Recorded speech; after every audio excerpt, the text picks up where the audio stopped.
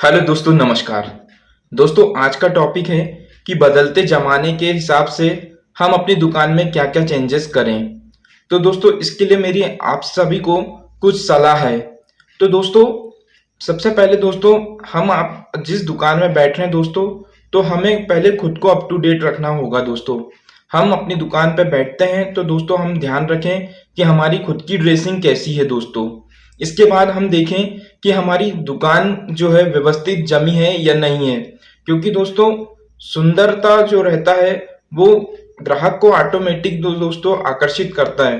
तो आप अपनी दुकान को व्यवस्थित रखें और अपने आप को भी स्वच्छ रखें दोस्तों, और तरीके से दुकान में अच्छी पोजीशन पर बैठें। ऐसा नहीं है कि आप काउंटर पे पैर रख के बैठ गए हो, ये अशोभनीय लगता है दोस्तों। ऐसे में सामने वाला जो ग्राहक है, राहगीर हैं जो चलते हुए देखते हैं, वो अच्छा नहीं प्रतीत होता है। तो कभी भी आप थके भी हुए हों दोस्तों, तो आगे पीछे टहल लें, पर ऐसे काउंटर पे लात रख के या ऐसी गलत तरीके से दुकान पर ना बैठे। अपनी दुकान की रेगुलर सफाई करते रहें दोस्तों, और समय समय पे प्रोडक्ट को आगे पीछे जमाते रहें, देखते रहें कौन सा सामान एक्सपायर होने वाला है उसे आगे कर दें, ताकि वो समय से निकल जाए। इसके साथ ही दोस्तों, यदि आप अपनी दुकान पर स्टेशनरी का सामान रखते हैं, तो जो भी ट्रेंडिंग प्रोडक्ट है दोस्तों, जो मार्केट में नया जिनका ट्रेंड चल रहा है, जैसे पेंसिल पाउच हो गए दोस्तों, तो पेंसिल पाउच में जो भी नए नए कार्टून कैरेक्टर टीवी में आते हैं, उनके पेंसिल पाउच लाएं, नई नई पेंसिल लाएं, डिजाइनर पेंसिल लाएं, शॉर्पनर लाएं। तो इससे जो है बच्चों का आकर्षण आपकी दुकान पर बने रहेगा दोस्तों। इसके अलावा दोस्तों, यदि आप खिलौने रखते हैं अपनी दुकान में, तो जो भी 5-10 रुपए में लेटेस्ट टॉय मार्केट में निकले हैं उन्हें रखें दोस्तों।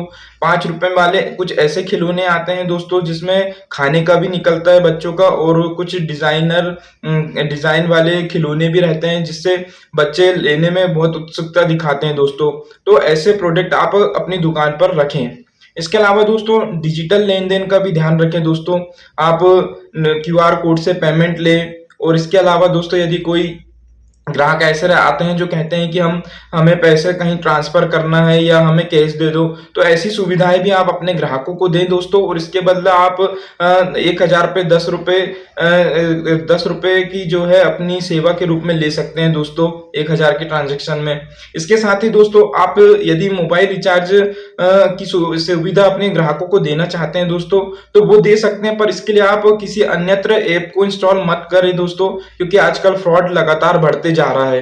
मेरी आप सभी को सलाह है कि जो अमेजन हो गया, गूगल पे हो गया, आप इसी से मोबाइल रिचार्ज अपने ग्राहकों का कर सकते हैं, और इसमें कोई आप अतिरिक्त उनसे शुल्क मत लें, क्योंकि कंपनी खुद आपको, यदि आप बार बार मोबाइल रिचार्ज करेंगे अलग अलग नंबरों का, तो कंपनी खुद अपने तरफ से दोस्तों आपको कैशबैक देते रहेगी।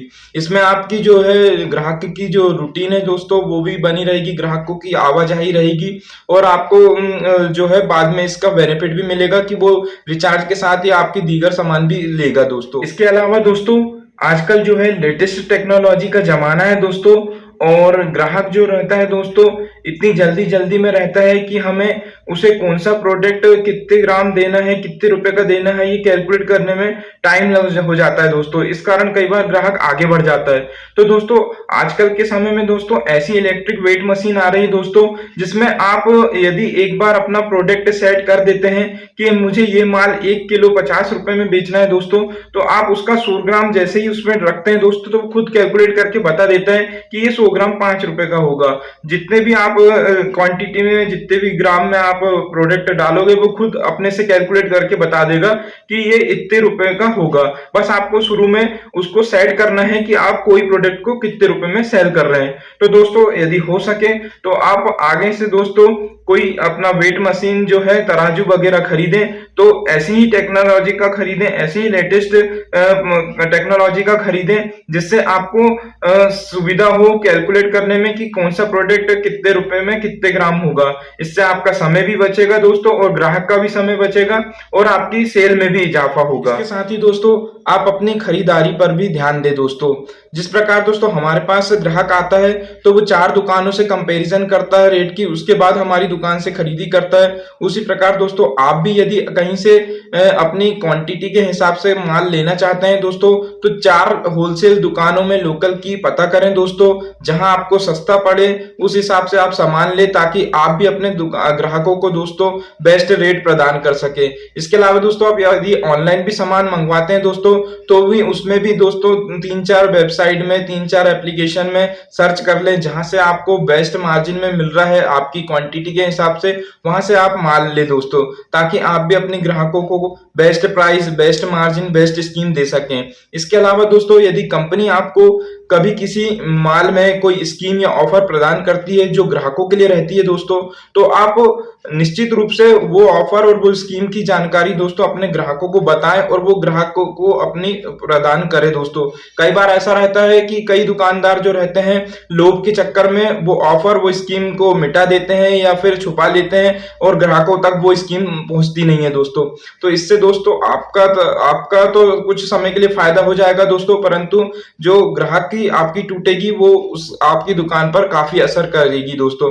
तो वैसे ही भी दोस्तों हम किराना दुकानदार है, हम अपनी तरफ से कुछ मार्जिन, कुछ स्कीम ऐसा फायदा ग्राहकों को ज्यादा नहीं दे पाते हैं। तो इस बात का हमें ध्यान रखना चाहिए कि यदि कंपनी की तरफ से हमें किसी प्रोडक्ट पर ग्राहक के लिए कोई ऑफर या कोई स्कीम की कोई जानकारी मिलती है या कोई ऐसा हमारे पास ऑफर स्कीम आता है, तो आप निश्चित रूप से दोस्तों हर आने वाले ग्राहकों को उसकी जानकारी दें और अपने सोशल मीडिया के द्वारा भी स्टेटस लगाकर उस प्रोडक्ट के ऑफर और उसकी स्कीम के बारे में जानकारी दें, ताकि ज्यादा से ज्यादा ग्राहक जो है आपकी दुकान पर परचेज के लिए आए और आपकी सेल बढ़े दोस्तों।